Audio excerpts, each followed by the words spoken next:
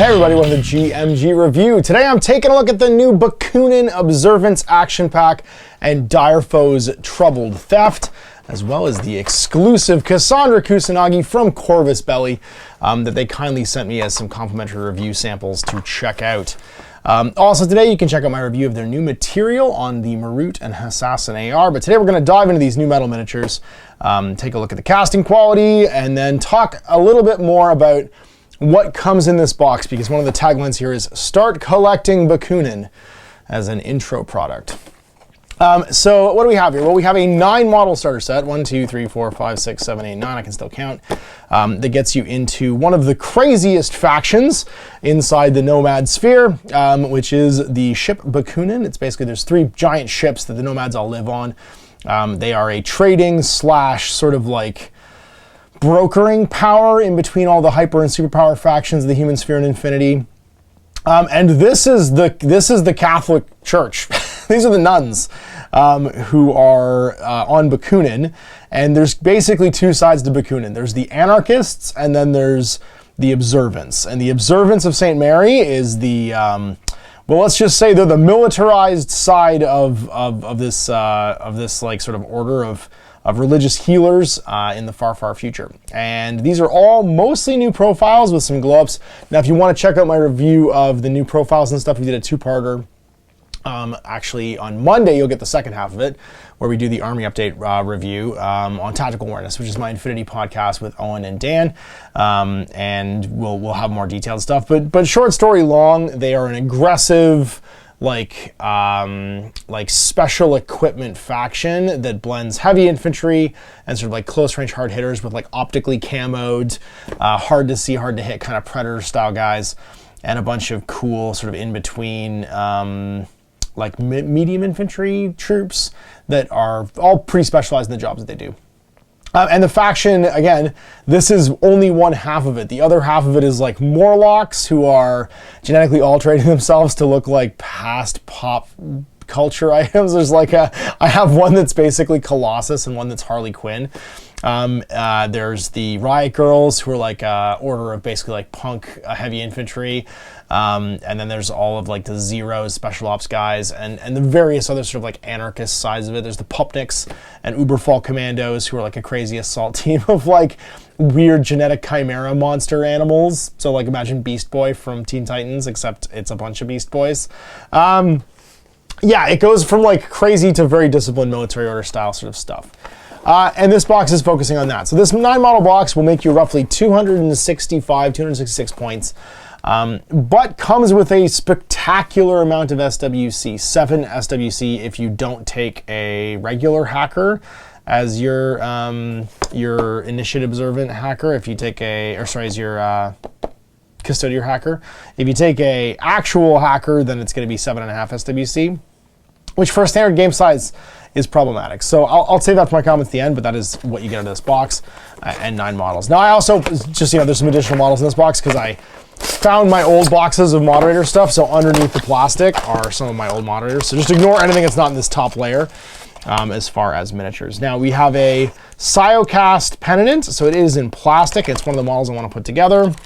And then of course we have metals for everything else. And I wanted to kind of show, if you are a beginner, how these miniatures go together. Because one of the things some people are a bit, I think, intimidated by in Infinity is the way to assemble the models. And the fact that they are metal. Now, I think that these models have been designed better and better over the years with that in mind. And a lot of the pegging and slotting of the way these things actually fit now is done in such a way that you don't require any kind of pinning. You actually can just like push them together, and it has like a square hexagonal peg that holds it in place while it dries, and I haven't had any issues. So let's start with the Siocast Mini. This is the Penitent. Models all come with a quality control number, so if you're ever missing a piece or find something miscast, you don't really have to worry about it. And let's take a look at the actual pieces themselves. Yeah, minimal venting, no mold lines that I can really see. It's looking pretty good. A little bit of mold line right there, a little bit of flashing on the back of that leg. But a little bit of venting, so you just clip off the vents, which is where the Siocast material is going in the machine. And that mold line I can just quickly scrape. It's just here in the back, actually, which is not a hard mold line to scrape. And we'll get this guy put together. So there's a leg.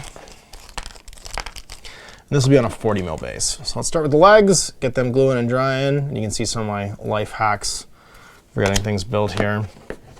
Now there's a peg on here if I wanted to use it. I'm not gonna bother. This side cast material will just super glue directly to the base. I'm just gonna clip that right off. I'm not super worried about that. And then just again, a tiny little piece of flash along there. And I can just scrape with my knife. Easy squeezy. And yeah, it'll go, if you see a mold line, check the other side, because typically it goes down both sides because it's a slight shift in the plates of the molds. That's allowing some escaping material there to cause like a piece of flash, so that's not bad. That looks good to me too. And you can even see here if you can look inside, oh, you know what, I'm gonna tip that back slightly so you can see this a little bit better. You can see back inside, see there's a square, can you focus on that? And if I just move my hands up, there we go. There's a square peg in that hip, which means when I put that in, it's not gonna roll around, it's gonna align the pieces really nicely and hold them together. Let's find the rest of that torso, and then we can get that drying while everything else here is gluing. So leg number 1, leg number 2, central torso is this piece right here. Sweet, any venting? So yeah, there's a piece of vent on that. And this is the torso and both legs. Interestingly enough, the middle of this miniature is relatively small because the person inside this like giant exo frame isn't very big. I'm just gonna use some good old Gorilla Glue gel. I like the gel because it stays in place, and also it tends to be cheaper than the current Gorilla Glue. Maybe they're selling through their old stock right now. But I do like the gel version of this glue better than the regular version. Take off some old dry glue there, and let's get a little bit of glue on the hips. Just a little dab. I also find it dries slightly faster because it's already not pre-dry, but like a little bit dry already. There we go, look, it's already starting to dry there, nice. I'm gonna do there's like a tabard or like a loincloth here that I'll clean at the same time, because I'll put that on before I put the other leg in, because it looks like it goes in between them, just to be sure it fits nicely. Get those vents off, clean up a bit of that piping. You guys can see this relatively well. I'm trying to figure out where my arms need to be to be on the camera. I'm terrible at this. This is why I don't do painting videos, guys, because I don't know where my hands are, because I just get into like build mode while I talk to nobody and then black out, and then all of a sudden the miniature's built and I made a terrible video where you guys couldn't see anything. Okay, that's in there, and then we'll do the other leg. And yeah, and with these little hexagonal vents, and I can just see that those feet are perfectly lined up flat, which is awesome. This stuff will go together really nicely. See, look at that. I don't mind leaving a bit of like rough stuff on the bottom of the bases too, because it's gonna allow the glue to catch, which is nice. So like if you're ever cleaning the bottom of like where the feet are gonna go on the base. Oh, and let's just double check where this thing's facing. I just realized one of the things I always get wrong with Infinity bases is arc markings. Yeah, because she's looking slightly left. So when I pose her, I want to bear that in mind on the base. Like, where's the head going to be looking? And it looks like she's like tilted looking slightly left. So I'm going to put that down. I'm going to hope that tilt's okay and let that dry.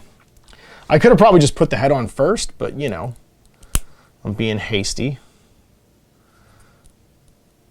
And that spike is not meant to be there. That's a vent, so let's clean the vents on the head. And I can, while this is still drying, I can slightly adjust it if I need to. Although that gel glue, especially for doing like metal miniatures and the Siocast stuff, does clean up relatively quickly, nicely. Cleaning this head, the head's so tiny with her little like VR mask. You guys aren't gonna get much of a show there, but I will glue that in now to this piece and just make sure she's, as long as she's roughly looking towards that central marker, I'll be happy with it. And I'm pretty sure she is. Oh, did I nail it? How good did I do? Oh, I did great. Ash, you just got it, man. Yeah, let's double check she's got those pieces on properly. There we go. Yeah, looks just fine. Maybe a slight twist to the left.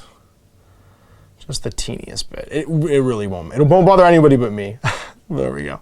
Just the tiniest. And there we go. Now she's looking the right direction. She's looking towards that arc marking. All right, we're gonna let that dry. And then start her giant arms. So she's got a set of giant arms and a set of little arms. I'm gonna build the giant arms and then I'll put them on separately is probably the easiest way to do this. And it's funny, they'll never, I don't think, really need to do a second model for this, because the Red Fury it has a Red Fury or an AP Spitfire profile, and the difference between a Red Fury and an AP Spitfire is, like, you call one an AP Spitfire. Like and it changes very little about their point cost. I would probably always take the AP Spitfire over the Red Fury, unless you're playing into, like, Caledonia, like stuff that's dogged or no wounding cap a lot, then you might take the AP Spitfire, but that stuff tends to be shock immune now, or not, to take the Red Fury, but that stuff tends to be shock immune now anyway. It's just like Caledonians and stuff I think I would take it into, because you drop all the dogged Galwegians in one go. It's nice being able to get rid of that no wounding cap, shock immune, or not shock immune, like model in one hit as opposed to having to kill it twice. It's all about that order efficiency, so I do like that AP Spitfire, though, because it gives you an armor cracking piece. Which, to be fair, there's quite a bit of armor cracking in this faction, but a lot of it's because they're just like, there's EM weapons everywhere. Everyone's got EM grenade launchers and grenades and zappers, and, like, there's a shocking amount of EM in this faction. I don't know why, but the nuns brought the lightning. It's just everywhere. There's so much of it. Yeah, just everywhere. So these giant arms and this giant, I like the giant He-Man sword. I don't know why. Some people were complaining about it. I think the giant He-Man sword's awesome. I think that this huge kill magic's awesome. Now, it is probably also a function of the material, that you had to have a sword of this sort of like size and thickness to get like a proper cast, and just to have the tolerances work a little bit better, but I'm down with it. If you're gonna be like this is effectively like the what was that movie with Tom Cruise in it, Edge of Tomorrow? It was All You Need Is Kill. It was a manga from Japan that was turned into a comic or a movie. But I think it was Edge of Tomorrow. It's the one where he basically Groundhog Days himself into war. They're wearing these like fighting suits that are kind of like this. This is an Edge of Tomorrow fighting suit. And so if you're going to have that, then yes, you're going to use a helicopter blade on a stick as a sword, like the Angel of Verdun does in that movie. All right, so yeah, we'll put the shoulder pads on first, and we'll just attach these arms after they've dried. I'm pretty sure, yeah, those go to the front, it looks like. These pieces go to the front, so that's going to sit on there. Excuse me. Come on, stay. There you go. That's going to go on there, and then the other one is going to go on here. So again, this Silecast material, I'm pretty happy with it. I just painted a bunch of remotes in it. I painted the ITS Zeta as well this week, which you can see on the paint table, and it holds detail really well. And for these bigger miniatures, man, it just makes them go together so nice and smooth. Like, if these miniatures were old miniatures, and we'll let those shoulder pads dry for a second, you would have, I think, to be pinning, like, just the pieces are so heavy, you'd either be sitting there holding them, blowing on them forever to get them to dry, or you'd be pinning them just to make sure they had like a strength in their joins. With this Silecast stuff, you can just glue them and you're done. Like, they are nice, and the material has like a tooth to it that absorbs the glue and gets you to have the materials sit together, which I think is great. And overall, the painting, like the detail and casting fidelity for these larger models especially, I think is fine. I have no problem with it. And yeah, and I'm excited to have this bigger miniature be in it now too. I think all the size 5s and size 6s being in this material is fine by me, because they're chunky enough that I think it fits. So we're gonna put the little arms in first, because the bigger arms kind of backpack over top of it. And you can see there's like the control arms. So she's gonna wear these, and we'll give those a second to dry. And there's a nice little like square join for that to pop on with, which is great. Yep, see, there we go. It's already dry. Already dry enough that it's sticking.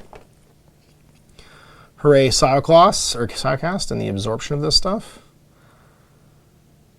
And that's done too. So there we go. You can see she is got her underarms done, and then on the shoulder pads, basically these bigger arms go over top, right? So there's going to be like a piece right there, a little square connection point, and another little square connection point. And I'll put a little bit of glue on that. And then giant sword hand. Oh, there's a little, actually, let's get a little glue on that. There's a 2-point connection actually, which is even better. Giant sword hand goes on the top one. Let that dry for a minute. And then giant gun hand goes on the other one. And look at how easy it is to build this thing. I mean, also, you know, practice. I've been building miniatures for a long time, but Just a little bit of drawing power, and oh no, did I get some glue on my finger? That's the only problem, is you get some glue on your finger, you're gonna pull everything off. No, we're good. There we go. And the big Guerrilla arms are getting ready to dry. So there's the Cenobite, no, not the Cenobite, the Penitent, with her like exo frame, which I think is super cool. So let's build one of the other ones. I mean, this showcased the fact that you have those little connection points. I think that are great to put them together, but let's build another one. Let's build a metal one, just so you guys can see that process too, and see the casting point of the metal one. So what should we pick to build? Probably just one of the Moiras. Let's do the Moira HMG. Where's she? She's in here. That's the hacker. I think that's the HMG. No, is that an HMG? Yes, I think that's the HMG. Sweet. Okay, so there you go. Nice big metal miniature. She's right there. She's right front and center. So we'll do that one. Can I get this so there's no glare? There we go. The box lights aren't glaring. And the Penitent can dry. So with this box, 266 points, you can definitely, like, the one thing I was saying earlier about the fact that there's like a bunch of SWC in it, this is a great foundation for a 200 point list, because you're gonna cut down to 200, and that's gonna drop your SWC down. Now there's, the one thing you will see is there's nobody cheap in here. These are all ballers. They're all big hitters, with the exception of, I think, the Orphan, who's more of a support piece. These are all like all killer, no filler pieces. So adding in things like moderators or remotes would be a good starting place for this, just so you can cut down which of like the fighty pieces you want. And the cast on this is pretty great. There's one little mold line on the hood there. But as far as a core foundation, you can definitely drop 66 points for this stuff out of here to get yourself down to 4 SWC. That's no problem. You're dropping, if you just drop like the sniper and the HMG, or the sniper and the rocket launcher, you're back down to, because you have 2 sniper rifles in here, right? You have the Moira one, and you have the Cineator one. I'd probably keep the Cineator one, drop the Moira one, drop maybe the Cenobite rocket launcher, and then you've got yourself roughly 200 points and 4 SWC, because you're cutting from 7 down to 3 there, or sorry, from 7 down to 4, just by dropping those 2 pieces. Yeah, teeny bit of mold line there on the front, but not too big a deal. I can't tell if that's hair or a mold line. No, that's a mold line, so I'll just cut that out. Pop that off. So there's the main body. Yeah, and we're gonna build this bottom to top just like before, so I'm gonna grab the leg. Now this doesn't have the traditional, oh no, this is the healer. Wait. This is the observant healer. I grabbed the wrong miniature, that's fine. Oh, this is the HMG, it doesn't matter which one I'm doing. This is the observant healer. So let's grab that. And she has a boarding shotgun? No. She has, no, she's just a reverend healer. It said boarding shotgun, I think, but this looks like a multi-rifle. That's a multi-rifle. It's definitely a multi-rifle. Maybe there's just the plan for what was going in here changed slightly. That wouldn't change much, but the point's like a point or two. Still a reverend healer, but this looks like a multi-rifle, not a boarding shotgun. Although, I could just not know what her Nomad boarding shotgun looks like, and this could definitely be a boarding shotgun. There's her arm, just tiny bits of flashing around the corners just to scrape off with the end of my knife. And here's the leg. So now, just like with the Penitent, I want her to face the right way. Luckily, her face is gonna be on here. So I'm gonna glue this leg onto the body first. I want it to dry for a second. And then I'm just gonna use the edge of my knife, and I'm gonna drill in a hole into the base to glue this into, because she has a foot post as opposed to having a tab. And that's so that you can face her where you want. So there's a little like foot nub right there, and I'll use that to glue her onto the base. So let's get this leg in. Now you can see the connection when the leg is square. Again, it's not a round peg. It's not allowing you to move the leg around.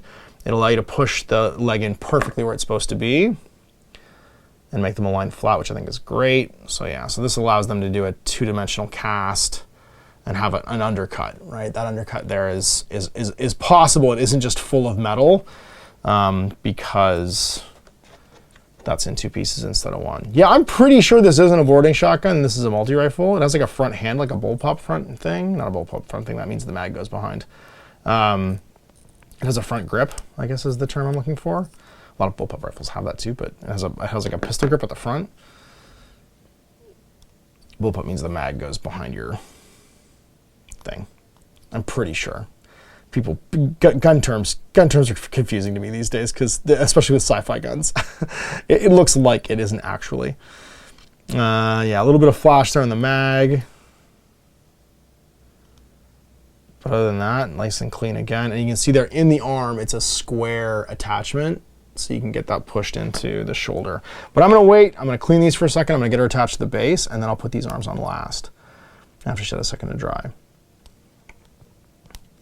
And so, I mean, even with like, I'm scrupulously cleaning these right now, because obviously I'm doing it on camera, and I wouldn't want you guys to think that I slack off when I clean my miniatures. Even with cleaning time, I mean, this video is not gonna be more than like 25, 30 minutes long. And I've got two out of these 9 miniatures built. So again, taking a little piece of flash off the base here, I'm gonna put the model like on top of it. Oh, I just broke the leg off because I'm an idiot. Put the model on top of it and see where she's facing to see where that peg's gonna go. It looks like it's gonna go in the back left corner. So about there is where that peg wants to sit. So I'll just get my knife and just carefully twist the end. Like, you don't want to go too hard here because you're just trying to gently make a pilot. And then once the knife goes in, it'll bore out a hole for you. And I don't bother with a pin vise. You could go get a pin vise if you want to. This is just as easy and quick. Just be careful, go slow. Don't twist it too hard because you'll snap the blade off and maybe get it in your eye. Obviously I'm wearing glasses, so I'm being safe. There we go. And I've just bored a hole in there. And that looks about the right size. So once you've eyeballed where it needs to go, get some glue on her feet. And you can see here the difference, the metal versus that Zyocast, the tooth and the side cast material, like drawing in that glue and like drying it. The capillary action there, drying it, I think is amazing. But this will dry just as well once I give it a second. Well, let's give a little second to dry, blowing it. If you ever wonder why blowing on cyanacrylate glue dries a little bit faster, it's actually the water vapor in your breath. Water activates. If you ever get super glue on your fingers and you stick it in the water, that will instantly like cure it into like a weird pile. The water vapor in your breath is doing the same thing. It's allowing the outsides to dry just so it holds it while the rest of it cures. So you do like a breath check on it, like that'll actually work even better probably because there's more water vapor in your breath. Just don't do it around germaphobes. All right, so she is getting her little like med kit gun on the one arm. And there. I'm getting blow on that to get it to stick real fast. And using the gel glue helps too, obviously, because it's just got less liquid in it. My big stupid wood chopping hands hate doing little bits like this. There we go. That's gonna stay. And then it's just the rifle, and she's done too. And a little bit of glue on that. And you can see once again this hexagonal join is going to allow this to stick even faster. Oops. And then just put that in. Oh, and I break that. That's the problem. I pushed one off. I just did it. I did the thing where I pushed too much in one direction and the whole thing came apart. I did so smooth with Cenobite, you guys thought I was doing great, and then I totally beefed it on this one because I pushed too hard. I was almost there too. I was like seeing the finish line. And that's just me being stubborn and trying to get that in one go when I could have just given it an extra second and it would have been fine. Yeah, man. Do it for the camera. There we go. And then I'm going to give you 2 seconds to dry, and then I'm going to put this on and I'm going to blow into it just to like pre get that super glue going. And there she goes. Sometimes not touching it and putting it on the table so the only contact part of it is the way, but now she's built. And she's drying. So there's the Custodier Healer. There you go. Ready to rock with her little like medkit gun and her, I mean, it probably is a boarding shotgun actually. I'm probably just stupid. I'm probably just not actually able to field recognize what the Nomad guns look like. But it kind of also looks like a multi-rifle, which means it doesn't matter because as long as it looks like a proper gun, I think you're fine, especially in this game. So 2 models out of 9 built, sweet. All right, we're gonna call it usual CB casting quality for the pack. I already talked about the point values in here. Let's take a look at Cassandra and Troubled Theft. Cassandra is all in metal. Once again, nice clean cast. I really like this new packaging, the picture packaging. I think it's great because you get to see the painted miniature and stuff too. Yeah, she's in good shape. She's a great fighting lieutenant. She can have a Spitfire or multi-rifle. If you take the multi-rifle, she gets an EM grenade launcher, which is bananas. And once again, this foot is pegged so that she's kind of in this like leaping forward pose. That foot peg is going to be doing a lot of work though. So make sure that you do a nice, small, tight fit, I think, for whatever hole you drill into here. You might actually want to do that. I'm going to do that with the pin vise. I'm going to actually not do that right now on camera because I want to actually find the right size, or maybe slightly smaller pin vise and let that work in there. The casting quality looks pretty good. Again, just regular vents and mold lining, not a little tiny bit of flashing, but not much else. And she just comes with the one gun option, so it's like a Spitfire. Spitfire, or no, that's the EM grenade launcher slung underneath. Oh, that's cool, I like that. The miniature actually has the EM grenade launcher on it. So this is the multi-rifle version, yeah. And the EM grenade launcher is like underneath it. There's like a little drum mag on the launcher, which is, that's really cool actually. Little rotary like revolver style magazine for the EM grenade launcher.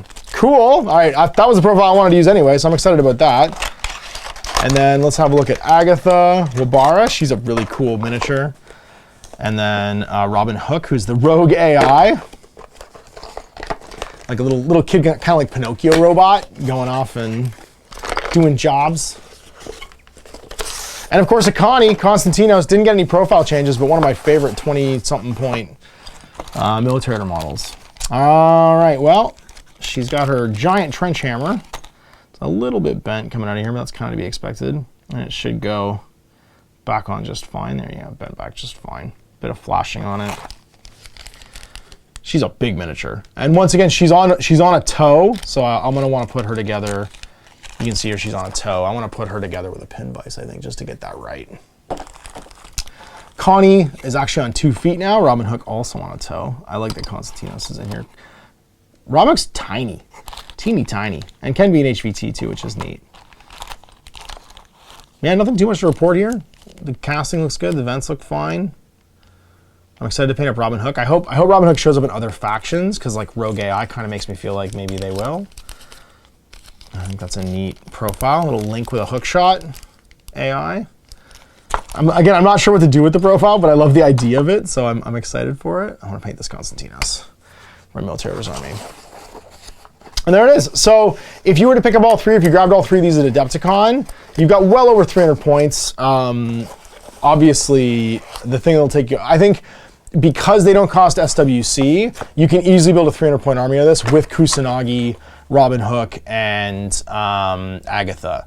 Because it means you can ditch whatever's taking you over the SWC cost, because she's got because she has the EM grenade launcher multi-rifle, I don't think she costs any SWC. And that means you're looking at an extra, I think she's 40, she's 38 or 39, 40, like this is 80 points, right? So for the 266, 65 points that are in here, you can cut down, I just realized I wasn't on camera, I'm talking about Agatha and Robin Hook and this. So this is 80, and Robin Hook's on 23, I think, so like 100 points in these 3 models. If you did grab all 3 of these and you wanted to play Bakunin, you could easily make a 300-point list. And you'd have extra models to select from, right? You're just gonna drop, probably again, either the Cenobite or the whatchamacallit, the Custodier Sniper, or even drop the Neurocinetic one and keep that one, and that'll get you back under 6 SWC. Actually, you could just drop one of them even. Yeah, you could drop one of them in that case, because you're only gonna go to 6 instead of 4.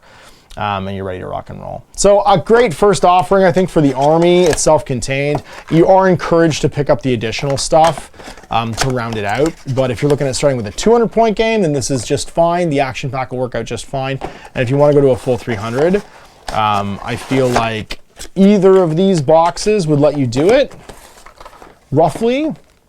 Probably not Kusanagi in the box, but definitely this in the box, you can go to 300.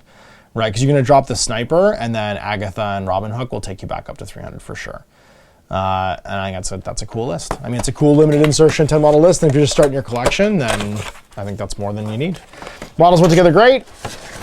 Usual CB quality, and again, if there's ever any problems with this stuff, keep these codes. Just do them one at a time like I did. Keep these codes, and you'll get your bits and pieces from CB. So you can also check out the review today from the new material for the non-Siocast, new plastic material for the Assassin IR and the new Marut. So those will be on today, as well as some book reviews. Big thanks for watching. Until then, I'm Ash. Have a good night. Hey there, I hope you enjoyed that video. There are tons of other games already recorded for you to watch. Click over to my channel page if you haven't already, and have a look through the dozens of playlists full of videos. I guarantee you'll discover a game you haven't seen played before. I put out new videos 7 days a week, and every day is themed to a different genre as I continue to explore the wider world of gaming. Of course, none of that's possible without you, the viewer, so click a like and subscribe if you'd like to stay on top of what's happening here daily. My 2 kids and I are massively grateful to be able to have the flexibility of this job so I can always maximize my time with them. If you want to support me continue to put out this content, it's only possible because of my amazing backers on Patreon who support the studio, equipment, and model cost, as well as being how I make the bulk of my living. You can also help out by buying a t-shirt through Spreadshirt, a measuring gauge or widget from Death Ray Designs, or buying one of my games and supplements like Last Days, Game of Wolves, and Blaster. As a way of showing my appreciation, patrons get early access to new games and supplements that I write throughout the course of the year. Huge thanks for watching, it really does help out, and happy gaming.